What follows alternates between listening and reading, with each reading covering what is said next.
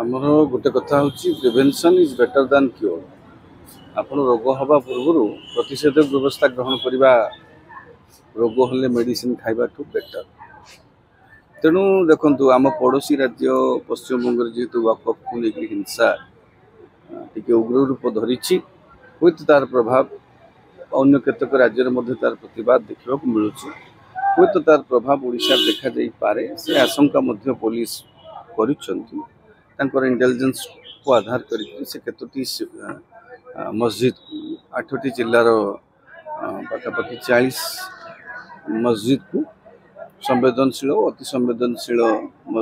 भाव में चिन्हट कर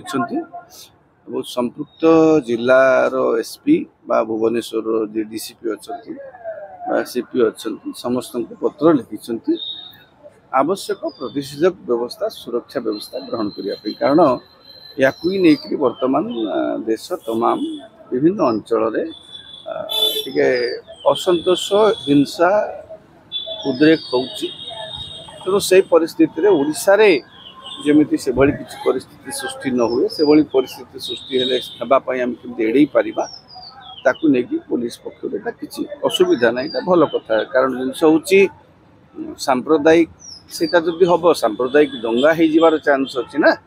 तेणु पुलिस प्रशासन बा राज्य सरकार पक्ष यहाँ गोटे सतर्कतामूलक पदक्षेप ग्रहण कर 8टी जिलार राज्यर प्रमुख जोटा मुस्लिम बहुल गोटे है आपंकर धरी नियंतु सुंदरगढ़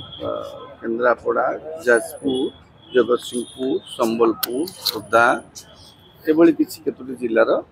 पाखापाखि 40टी मस्जिद को सेमाने संवेदनशील और अति संवेदनशील भाव चिन्हट कर आवश्यक सुरक्षा व्यवस्था ग्रहण करने जिला पुलिस कर्तृपक्ष को निर्देश देते।